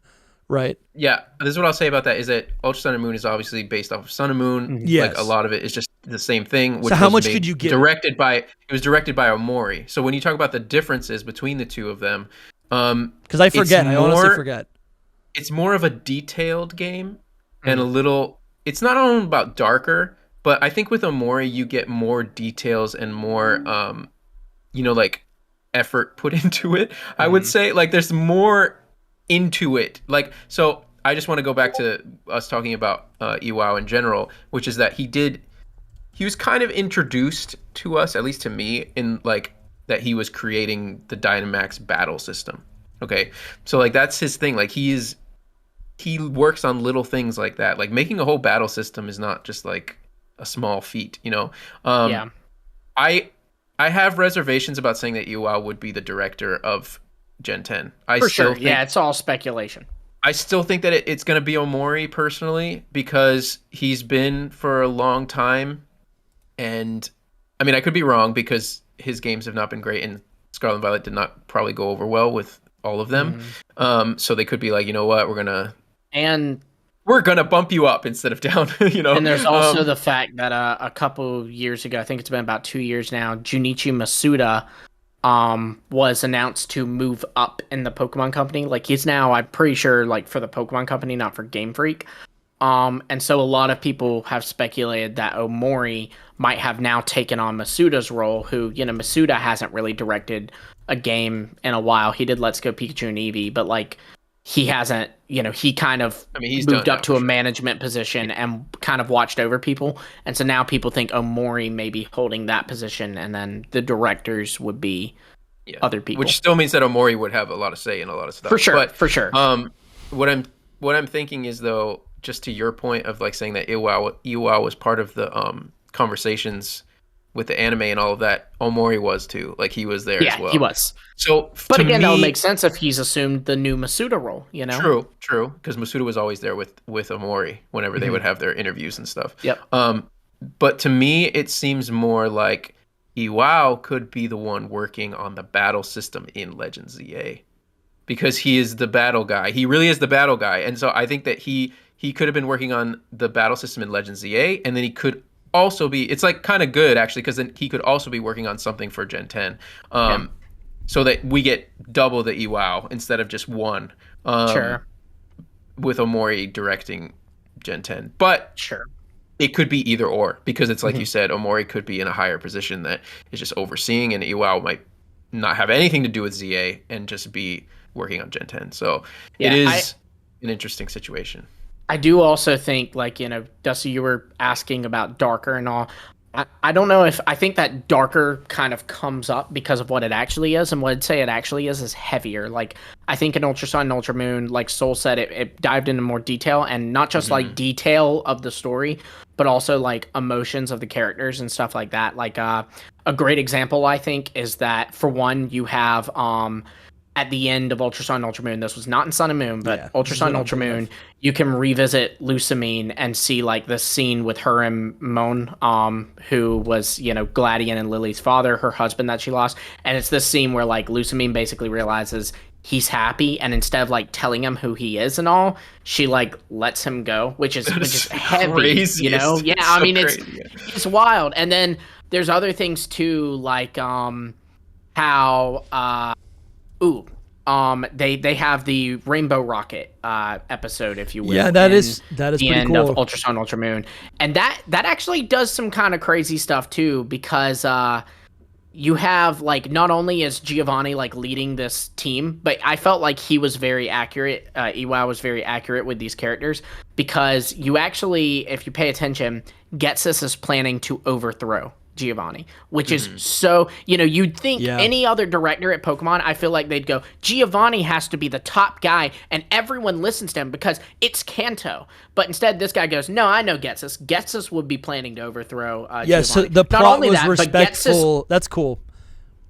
Also, everything was respectful to like what those characters actually would do and what makes sense for them individually. Also, Getsus physically attacks Lily, which is kind of wild when you factor in that Lily is a child and Getsus is an adult, and he literally like not throws a Pokemon out, tells her to, he like actually shoves Lily. That's kind of huge for like that is cool. Kids game. It answers your question though, Dusty. I don't think so though. No, I'm thinking about this. He puts more into it. I don't know how else to describe it, but he's like a a fan. He's like a fan. Sure. And he puts a lot more. He understands the material more. Yeah, he puts a lot more thought into things, I'd say. Yeah. I don't know how I said it in details, but it's just there's more to it. I guess I just no, yeah, totally. I hear you. I'm just wondering, like, is he actually it just sucks because we don't actually know what specifically is included in every game because of the director. Yeah. Obviously, things get the final. If he's the director, we don't really. He know gets final say. Obviously, I would assume. But I think we can look at final quality and kind of the quality of Sun and Moon is worse than Ultra Sun and Ultra Moon. Quality of Sword and Shield is worse than Ultra Sun. You get a feeling like, so if you look at all of Omori's games, you can feel that it's like an Omori game. That's the thing is like the director. It's like they're their a little project. Yeah, so you feel it for sure. No, I get what you're saying. Yeah, I think all the Masuda games. We don't know the details. All the Masuda games are like so cookie cutter, classic Pokemon. Naturally, like they're all a replica of Red, Blue, and Yellow, right? Mm-hmm. And then I think let me pull that up. Omori's Pokemon games, and it does say a lot to like what we started off with, which is that Togechi, Tochigi. like. Tochigi. I just keep switching those two. The big news here is that he's doing ZA because he did Little Town Hero. And I think that a lot of what we saw in Little Town Hero, not that any of us played it, but you could probably look at Little Town Hero and be like, wow, that feels kind of like this. Because his style is going to be in this game. He's going to leave his mark on this game. So Omori was the director. Oh, no, that's not true. That's planning director. Okay, he was the director of Omega Ruby Alpha Sapphire. That was the first directorial position. Then he did Sun and Moon. Sword and Shield, Scarlet. Sword and Shield, see, and I think at that point I'm like, you can only credit Sun and Moon. Like Ultra Sun and Ultra Moon, yes, there is a new directorial polish on it, but it is a third version, right? Yeah. It's like essentially a reskin, or it's building upon what was already developed by Omori. So maybe what we actually want to be looking at, Omori... It did diverge a bit, though, in places. It went this way in Sun and Moon. We're not going that way. We're going this way. Like, he actually did some of that. It's hard to say that because a lot of people regard the guy that made Heart Gold and Soul Silver as the best director ever because he directed Heart Gold and Soul Silver, and that was the one game he directed, and that was it. Yeah.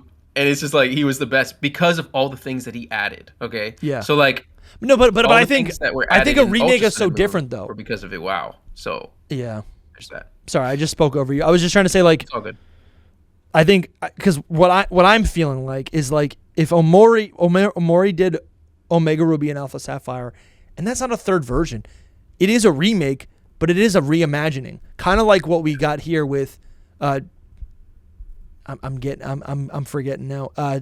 Tochigi did a new man. Where is it? Right here. Or he's done, or I guess he hasn't done any. Oh, no, I'm sorry. I was thinking of. I'm getting this all mixed up. I got too many tabs open.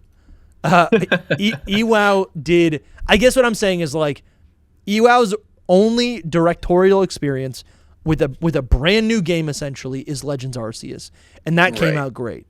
Right, which was amazing. That's the only like Ultra Sun and Ultra Moon. It's an add-on. Legends Arceus, you could call it a remake, but even if it's a remake, it's still a brand new thing. Like the game from the ground up. There's referential material, but from the ground up, it is a completely new game. And to think that one person made Legends Arceus and it's so beloved, it kind of goes back to what you were saying earlier, Soul. Maybe each Legends game is gonna feel different, right? These two definitely are because they're even different directors. Once I heard that, I was like, "Whoa!" That's what I mean by it all makes sense. Is that it's so different because there's a whole different director a part of it. Like, this isn't Iwao's game for that he did Legends Arceus, so all of that. It changes so I'm things. seeing. Yeah, so for what it's worth, from what I'm seeing, Morimoto did the battling for Sword and Shield, and he was also the guy who directed Heart Gold and Soul Silver. I think Iwao came up with Dynamax specifically. I don't know about like the battle because I remember Iwao's credited as for Sword and Shield doing planning section directing. That's what I saw. Yeah. But Morimoto is credited for lead battle planning and Sword and Shield. Yeah, the planning section is probably like the structure of the game. Like you start here, then you go here, then you go here. I could be mistaken just because all I'm saying with that is that I remember the trailer and they were like, here's Kuzumasa Iwao and he's figuring out Dynamax battling, and then he explains like the whole Dynamax thing to us. Mm. So it's like, okay. Sure, yeah, maybe, yeah. Okay. I've never actually looked He it up. also is often paired with Morimoto, like in Sun and Moon, or maybe it's Ultra Sun, Ultra Moon. And you can battle he and Morimoto like together in like a tag battle. Interesting. Yeah. So I guess what I'm thinking, we got Tochigi over here, and I don't think he's actually directed anything straight up. He's got art director on Little Town Hero, which we didn't talk about as much as I thought we would. We can. CG right director, which computer generation director, and field design team. He did some lighting in Legends Arceus. Oh. 3D visual section director.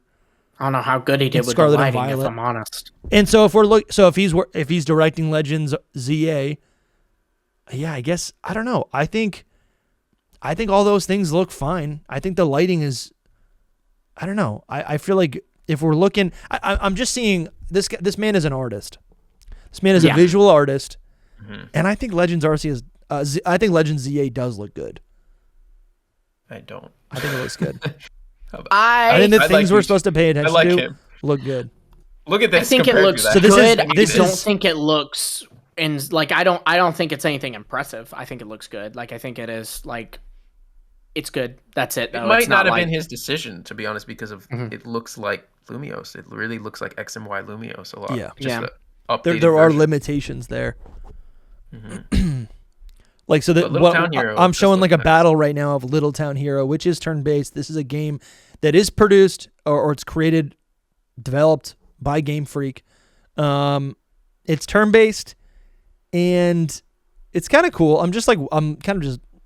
We've looked at this before, but I've never played it before. But I think it looks. Part of me wonders if I would like this game because if the monster designs were better, I would probably have bought it. To be honest. Yeah, there's just a lot of like ugly monsters.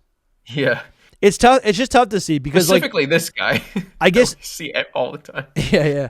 That's like I don't know a single other monster in this game other than that one. Yeah, I love the character designs. To be honest, I guess where I come down on a lot of this is like there's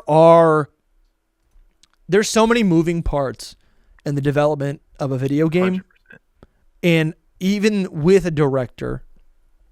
Knowing a director and what their past work is, there's so many like variables that make these things difficult to predict or difficult to compare, really, because like there could be something great. And we don't know the details either. Yeah, because I would say the limitations of the background visuals is probably just a limitation of the engine or a limitation, not the engine, but like a limitation of like really like the timeline that they have to work with. It's like a resource limitation. It's not really a directorial. The guy wasn't sitting there being like, I think the background windows should be low poly and flat, and we'll just control C, control V everything, right? That's not a directorial decision, right? But what they are, but cutting the corners decision. Yeah, which is essential for a lot of this stuff, Yeah, for sure. But I just feel like that's like. Make 2 or 3 versions of the windows instead of just all the same blue window. I was thinking the other day, I'm like, I would love to like sit down and like look at the windows. Try to understand. But it's one of those things that like you're looking at it, but all I can see is Flaffy and Swablu. It is like, but if you look in the background, then that's it. It's just like, don't look in the background ever. All you'll get is buildings with blue windows. But that's Lumio City. It's a building. It's a city with architectural buildings. Yeah. I don't know. I think it's a thing. Silly. So yeah, I mean, I guess going back to Generation 10, that's kind of where I'm ending with this, but like, because it's really hard to see what we could see in Generation 10 based on who's directing. Even if Iwao, what are the other options? Like, who else could be directing Generation 10? I'd say it's between Iwao and Omori.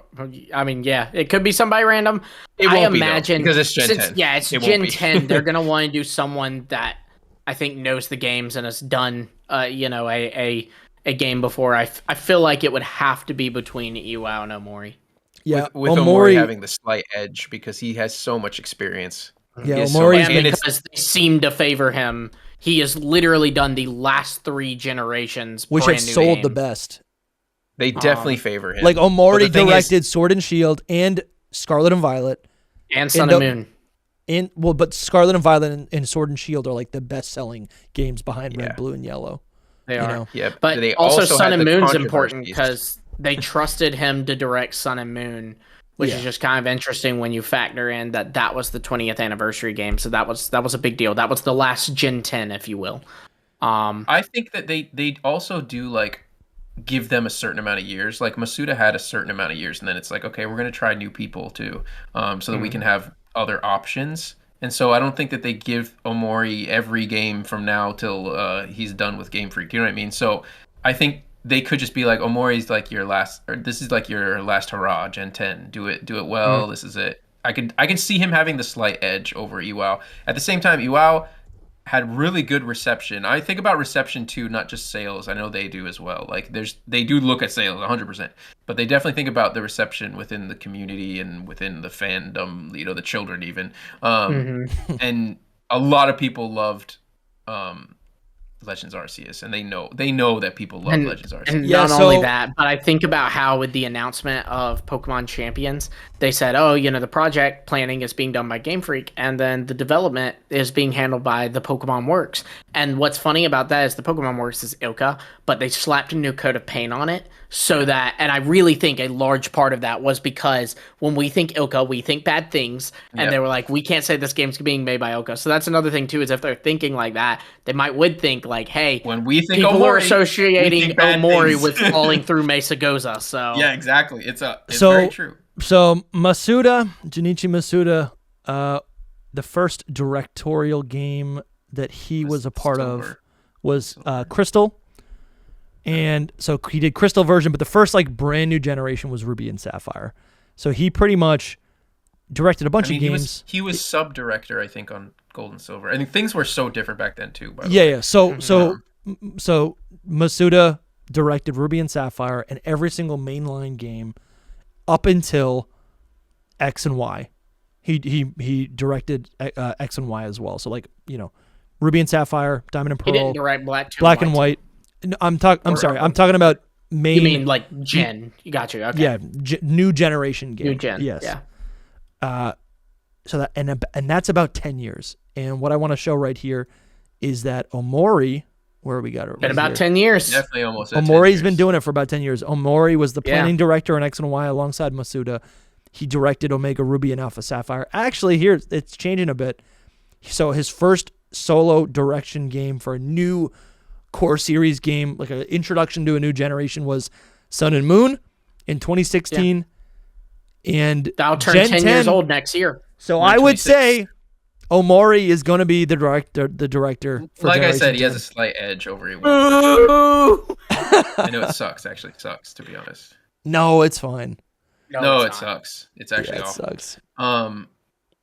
Yeah, it's fine. He says as he falls through grease. Yeah, that's true. that does bring up a lot about Gen 10 with like, I don't know, just are people expecting Gen 10? This is another conversation. Are people expecting Gen 10 to be like the end all be all, like this amazing game? I guess you said it earlier, Dusty, that it might not be, but like just because it's the 30th anniversary. Probably not. Yeah, I don't either, especially if Omori's directing. I think it's going to be another Omori game. I think it has an opportunity to have a lot of celebratory elements. Like we have to think about what's actually important. For sure. The 30th year anniversary game isn't defined by like, I don't know. Think of a random feature that we liked from the past. The PSS.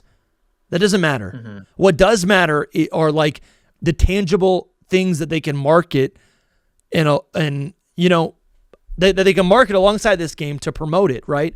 Like in Sun and Moon during the 20th year anniversary, the big thing was we have new forms of Pokemon that change, right? You love all these Kanto Pokemon. Guess what? They get new forms in Alola. Guess what? We're not doing gyms anymore. We're doing trials. Like that was like revolutionary at the time, right? Right.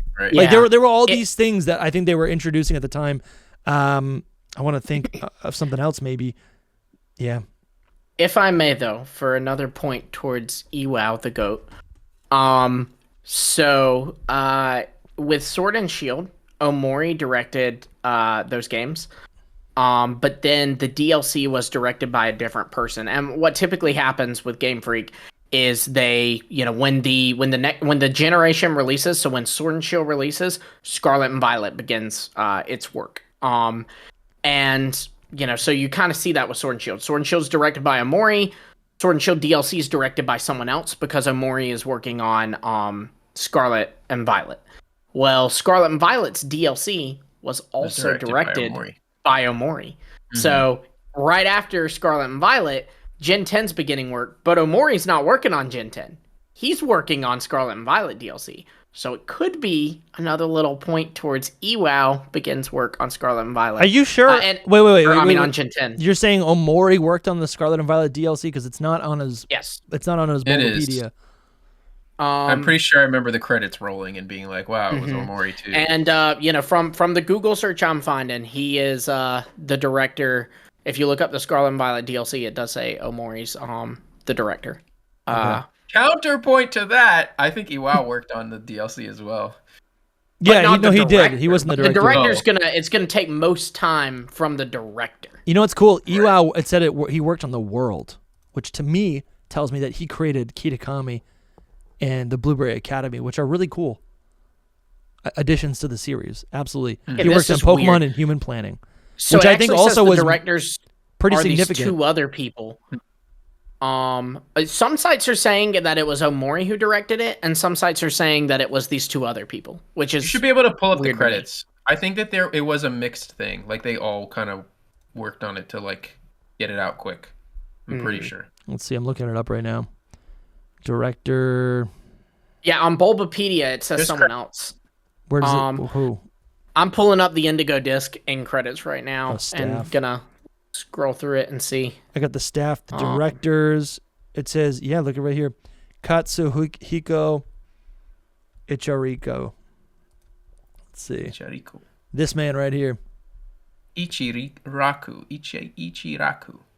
That's crazy. So this guy's in the works. He directed a DLC. Game programming, UI. Tani directed the last DLC, and we haven't seen them since. Tani, T-A-N-I. They directed the Sword and Shield DLC. Interesting. We could be looking at that in the works. Maybe like one of them directed the Indigo disc and one of them directed the Teal Mask. Mm-hmm. Could be a mix of that whole thing. That's cool, to make both of them feel so unique. That's pretty fun. I'm pretty sure I saw. We got to make a web of all these directors and be like, that's actually a banger tweet. It's true. To be like, we should. These are all your possible directors for Generation 10. Oh no, man! I really hope it's Iwao, man. Can we not? I hope. Omori? Can we not with Omori? I know. It is true. I was like, who cares? But then I was like, no, maybe I am being toxic. At the same time, though, I know you're about to say maybe the same thing, Lumi. Probably. But at the same time, even if Iwao is directing Gen 10, his superiors, the people that are like over all of things Game Freak, are going to be like, this has to feel like a generation core game that is like, we're not trying to break the system here on this game. You know what I mean? So sure. I was actually going to say something else. I was going to say, if it is Omori, they at least do have another year of development time. So at least the like graphical and glitch stuff from Scarlet and Violet should not be present in this game, one would hope. It's just this, and the story of Scarlet and Violet, like especially the No Way Home stuff, or No Way Home, that's Spider-Man, The Way Home. The Way Home. From, that was the Area Zero plot. Like, that was really good. Arvin's story was really good. It's just, I feel like he does a bad job at incorporating the story into the story. Like I feel like especially Sword and Shield, it's one of the biggest complaints about it.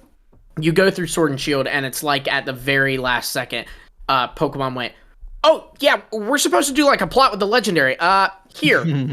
Like it like so like last minute and out of left field. I mean, yeah. And that's kind of the vibe Omori gives, is that like it is. Plot is secondary to him, and that's fine. It's second to me when I'm playing a Pokemon game, but I don't know. But he did Sun and he did Sun and Moon. He did Sun and Moon. He did do Sun and Moon. But that was also his first new gen he directed. So I also wonder how much story he was being handheld with. I actually think we're just looking at the wrong person. I actually don't think the director is in charge of the story. There's usually a writer, right? They would be like the director is the execution of that. Yeah, he oversees everything, and they can look at the writers and tell them, "I don't like that. Rewrite that." Yeah, maybe we don't really know. At least thinking about how it works for like movies and stuff, like they can kind of change the script a little bit or ask for script changes, and they're kind of in charge of everyone. Like they can tell the lighting people, "I don't like the way it looks in this scene." They can tell the actor, "I don't like the way you're delivering that line." Yeah, something that we're not considering, which I was thinking about this a little bit with like each of those other directors doing one of the DLCs. It says right here that Omori, he wrote Arven, which is the character, right? We know Arven of Scarlet and Violet. Mm-hmm. And it was based on his personal experience of losing his parents at a young age. That's so like, his for the record, ever. It was his best story. And if I may, Sun and Moon also very close to kids with like an estranged parent.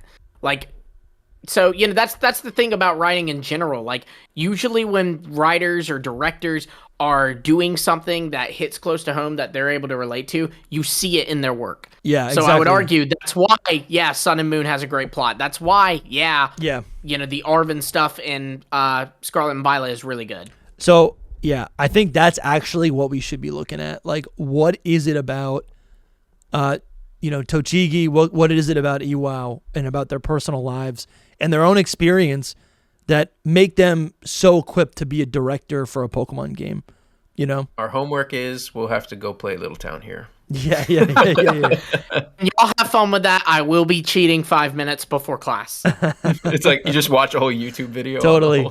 Lumi. I'll be like, "Hey, what'd you get from the notes? What'd you get from it?" Mm-hmm. Like those summer assigned readings, we all did that, right? Like the day one kid in the courtyard like, "Give me $5, I read the whole book, I'll tell you everything." Yeah. Lumi, do you want to read our sponsors? I would want nothing more. That'd be so great. I want to thank all of our many supporters, so many of y'all now. Seriously. But we want to give a special shout out to our mythical tier supporters.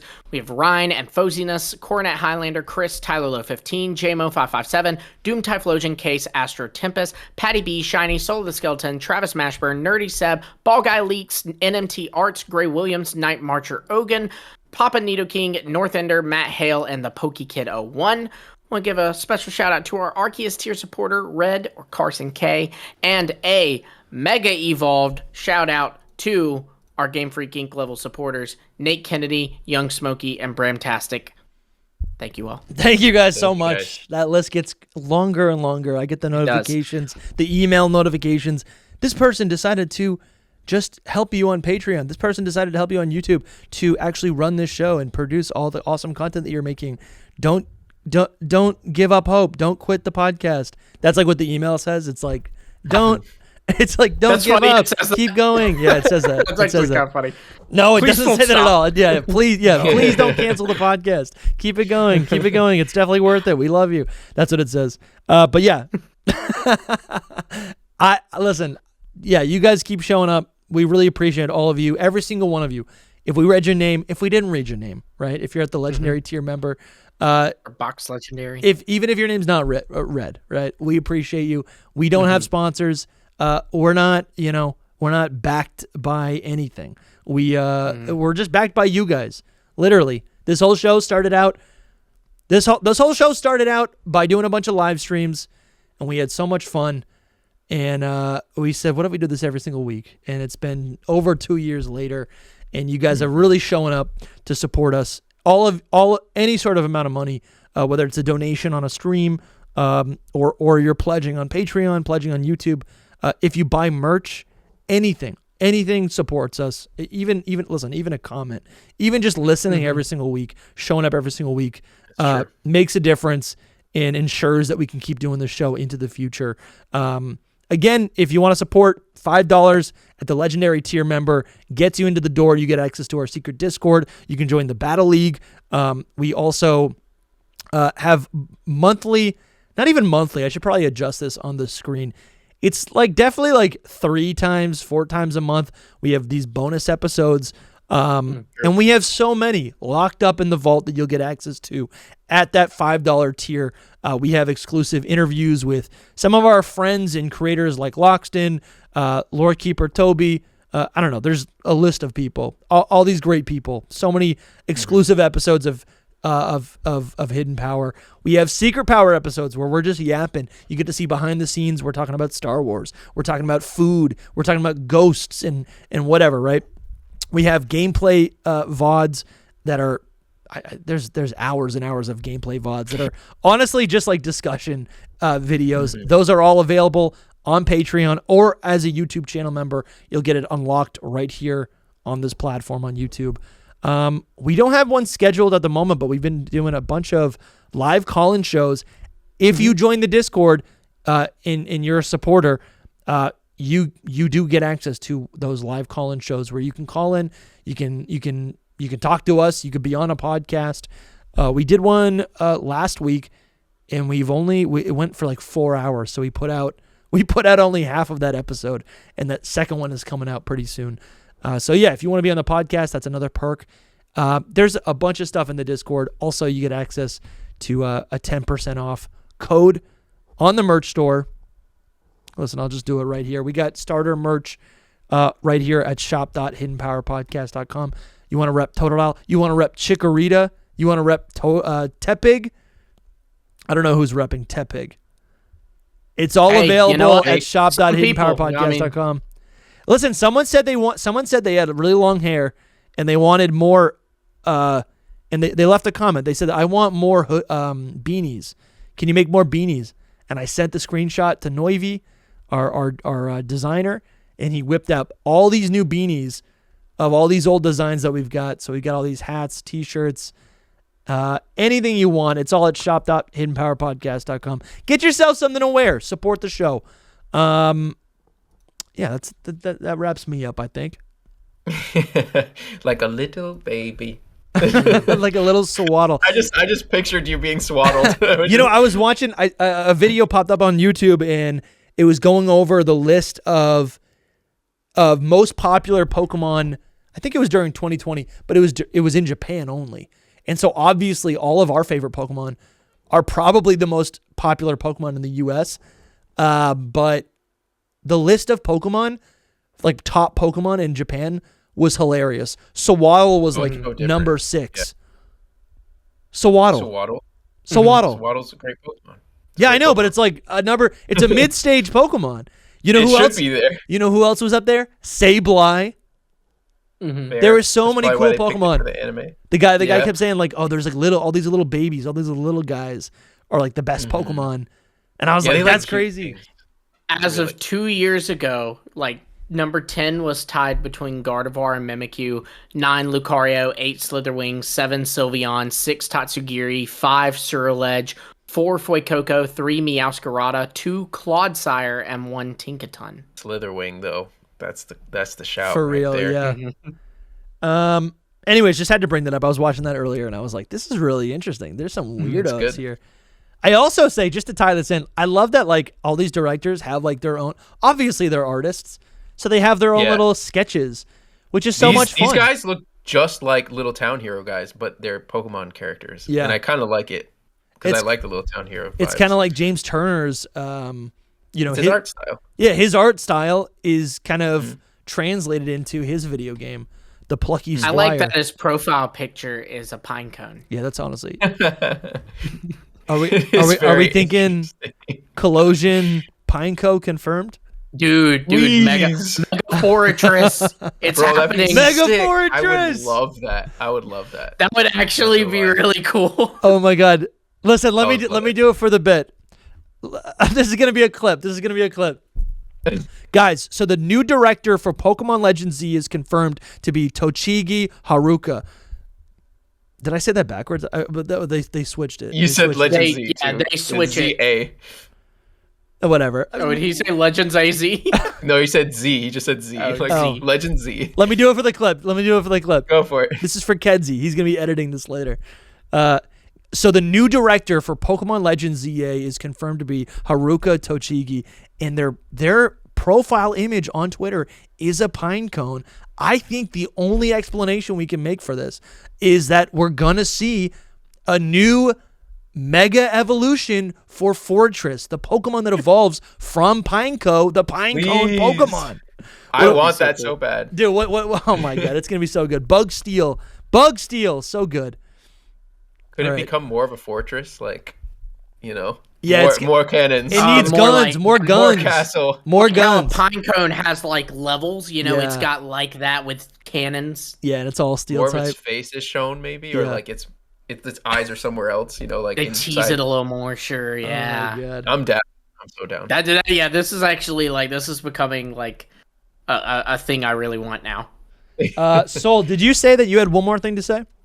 Yeah. About this whole discussion?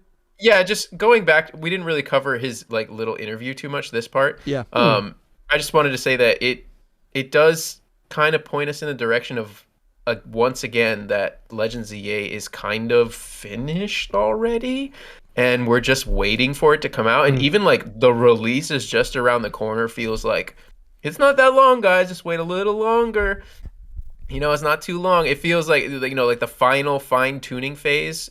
You know, they just have to debug the game and produce it and ship it out. Like I think this points a little bit to it being out sooner. I really think that early October is the days. Again, combine that with the fact that if we choose to believe him, the Terra Leaker said, you know, in October, he said, I have played through Legends Z-A start to finish.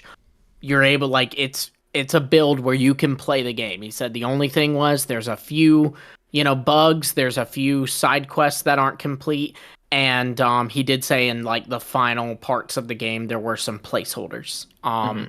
But like that's still, for that being October, and really that's October when he said this. He hacked Game Freak, I think, in August, and that build could have even been an earlier build, like a June, May build, you know what I mean? Sure. So how long ago was that build actually?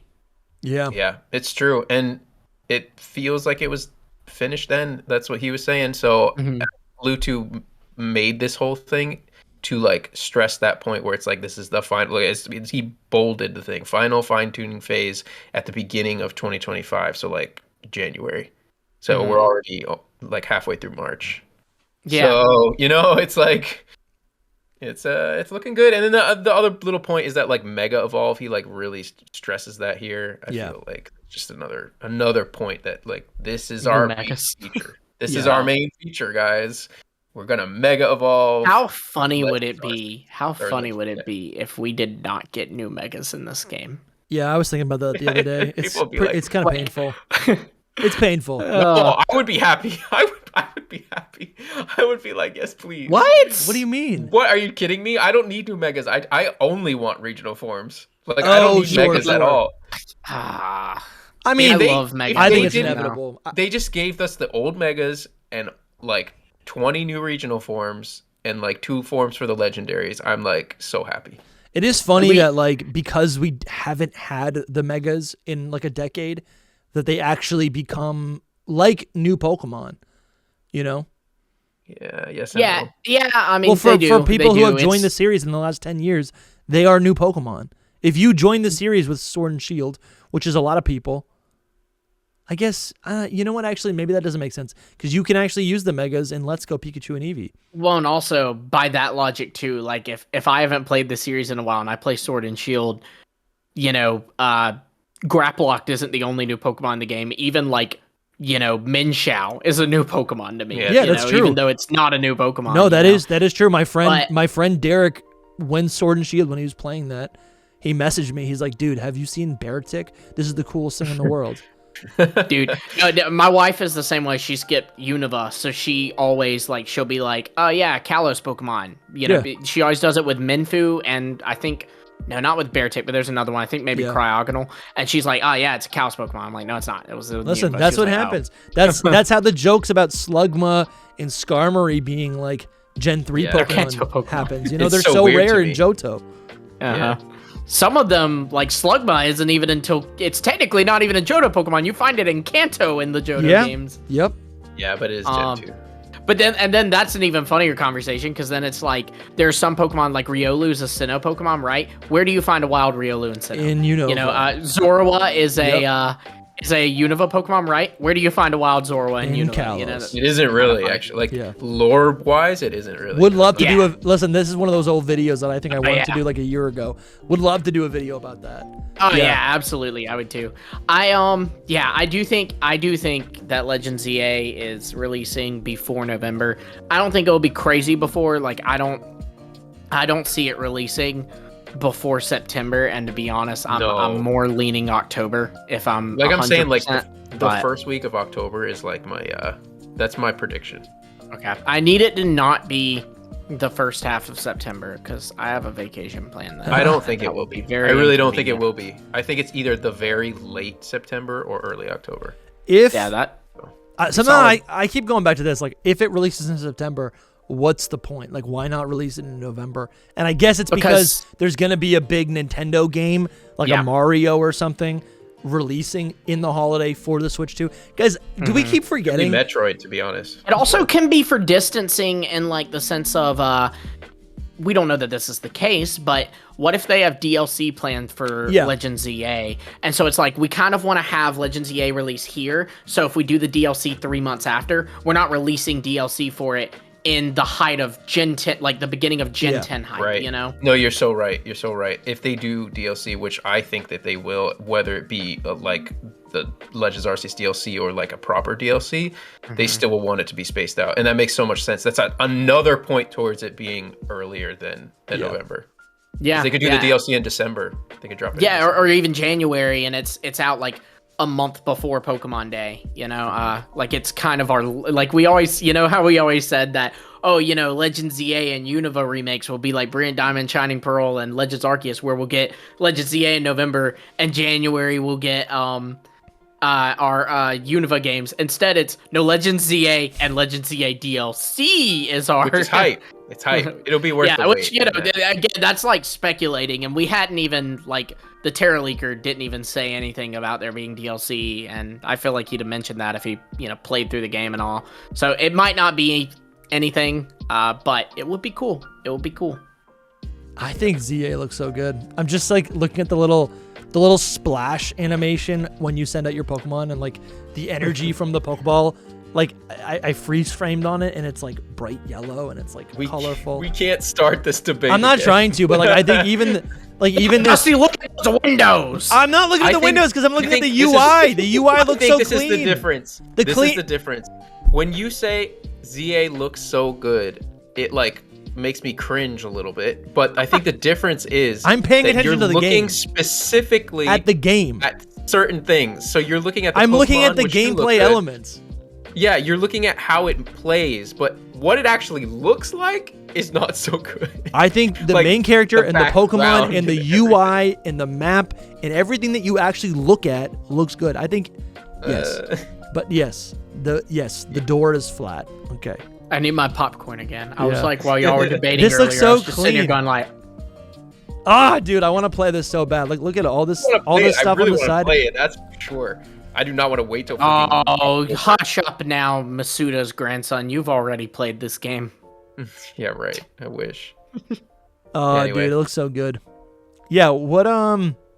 Yeah. You know what? Question of the day. What video do you want us to do next? There's a lot of. You want a question of the day? A lot of topics that we got to talk about. Today was kind of fun talking about Gen 10. Can I answer the question of the day? I wrote down a list. Yeah. What do you want to talk about next? Next week. Yeah, I got you. Well, obviously, we still gotta do at some point our Gen 9 tier list like revised because I really wanted to do that today as yeah, well. So, like, I did too, but like this one is like hot. And I'm gonna be honest, I've been like Dusty. I don't even know if you're gonna take that clip where I was talking about my Gen 10 region. I don't know if you were like planning on putting that like after this video or what. Okay, well, then this is like a great lead into it. So I have been working on, I announced this like in I did a Lumi Presents like right before Pokemon Day, and I announced that I'm gonna work on like a Greek fan-made region. And like my idea for this is I'm not just wanting to do it for fun. I am also going to try to predict what Game Freak is going to do in Generation 10. And that's been so fun for me, like to dive, you get a little help from the Terra Leak because that had some stuff that allowed you to make connections. But also, like, there's so much stuff in Scarlet and Violet that screams Greek, like to the point that, like, it's almost, I feel a little embarrassed that we were ever considering anything other than that. Like, Loxton has this theory that Petrarunt, or not Petrarunt, but Mythicals hint at the next generation. Yeah. Greece, one of their largest exports is peaches. You also could say peaches are closely related to pomegranates. And pomegranates, there's a lot of Greek myth behind that on how it was, it's connected to like the underworld and the dead, and they happen to give Petrarunt the ghost typing, right? Espathra, you look at that and you think Cleopatra and you go, oh, okay, so that's an Egyptian connection. But actually Cleopatra, while she was a, Egyptian pharaoh, she was Greek in her actual like etymology. Is that? No, that's not it. That's whatever. Her interesting. Yeah. Origins. Yeah, but origins, yeah. And then Hydrapple, I sent you all this last night. This is the one that I care about. This is the only real one based on what you said so far, I think. Hydrapple. Well, I think like when you look at this one and this confirms it for you, all those others make sense too. They fall in line. No, I don't know. You said a peach is like a pomegranate. No, it's closely related. Why can't a peach be like a banana? Like, I'm not just but that's the thing is they're both a part of the Prunus family. Like they're in the same classification. Okay. And again, also is a dog. peaches. The bigger thing there is that peaches are one of the largest exports of Greece. That's the biggest thing from me. Really? You also could argue I think of Georgia. even Arboliva, because although sure it's a big deal 100%. In Iberia, it's an even bigger deal in Greece. In fact, they believe the origin of the olive tree, according to Greek mythology, is that Athena and Poseidon had this competition in the city, and the city was like, whoever can give us the best gift, we're going to name our city after them. Poseidon gave them a saltwater spring. Athena gave them a olive tree. And so they named that city. That city is now called Athens, which is, one of the biggest, well-known Greek places. It's the capital, so. But anywho, Hydrapple, that's the bigger one. Hydrapple, an interesting thing about this is Diplin and Hydrapple, I think for one, you should note they were introduced in the DLC specifically, so the closing of the book of Scarlet and Violet, and their shinies are golden. And what's interesting about that is Applin, Flapple, and Appleton, which are other members of their evolutionary line, the apple turns green in their shiny. So they diverted from it by making it golden. And in Greek mythology, there's a lot of stories about golden apples, but arguably the most popular one is one where Zeus gifts his wife Hera a tree that grows golden apples. And Hera assigns a dragon, Hydrapolus grass dragon, named Ladon, something like that. It's Ladon, to protect this tree. This dragon is described as a serpent that wraps itself around the apple tree, and in many different accounts of this story, it has multiple heads. Yeah. It's Hydrapple. Yeah. I'm mostly just thinking about the Hydra and the Hercules movie. Yeah, that's well, and there's an obvious connection there too, right? Hydrapple, like it definitely has the Hydra inspiration as well. No, that's cool. Like but all that other stuff, you're linking it back to an apple. Yeah. Right, and the fact that they made that shiny golden, it wasn't golden before. It could have been green like it was with the rest of the line, but no, they made it golden intentionally. That's huge to me. Yeah, there's so many things I've looked at it's with Greece that like just scream like, oh, Pokemon is so interested in this. That's true. I guess Hydrapple is the last, or no, Petrarunt is the last Pokemon in the Dex, but like Hydrapple feels like the last non-mythical Pokemon. I don't know. That's the one. There's always one. They're the last non-special ones. Yeah. There's always Pokemon that hint to the next generation, and that's That's clearly to me. I'm not reacting because I did like all this research as well when Hydrapple was first announced, and I was like, whoa, like this is Greek. But like it's insane, connecting it to Gen 10 is like, wow, we're right there. It looks very likely to me. Oh yeah.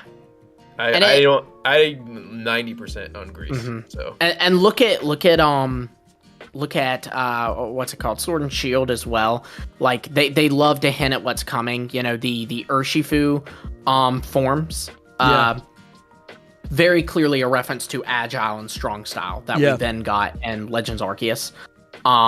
So just, I don't know. It's no, absolutely. And the fact that they in DLC specific, like it blows my mind. I love this though. It is I love it too. But to rope this back to what I was saying, I have been on such a Pokemon high, like in the future of Pokemon high, because let's do another episode. I hadn't done the Greek region, like I haven't worked on my Greek region in a few weeks, and I went back to it and revisited my notes where like I had wrote down what it'll look like and explained why with the Terra Leak and all. But and it just, I was like hype rereading it. I was dude, absolutely. Oh my gosh. It would be fun to revisit. I want to say like only 4 months ago, we did a full deep dive on like what a Gen 10 game would look like in Greece. And I don't know. It's wild just how far we've come. The time is flying by. That literally will be something that we're looking at in a year from now. Whatever the new game is going to be, the Gen 10 game. I'm excited. I think, there's a lot of cool videos we could do next. Anyways, this is going on too long. There's so many. But yeah, that was one idea I had for a pod. Also, Soul and I kind of were chatting on Twitter, and like this came up. That like Soul, you had like made a post where you were like, how do you feel about mono-stage Pokemon getting a Mega Evolution? Because like the idea is that it potentially overwrites that Pokemon getting evolutions, true evolutions in the future. I would love to do an episode where like we talk about that, like how we feel about Mega Evolutions impacting the line. Kind of like how we did with the cross-gen evolutions. Yeah. That would be a good way to, I think, format the episode. Yeah. And then Pokemon hot takes. I think it would be fun for like us to just come in and bring a Pokemon opinion that we're like super passionate about, even if it's not like a kind of like this video, like a mainstream opinion, right? Like it's not like a thing of I think G-Max is better than it's Megas. Not a popular topic. It's smaller. Like one I've always been thinking is like.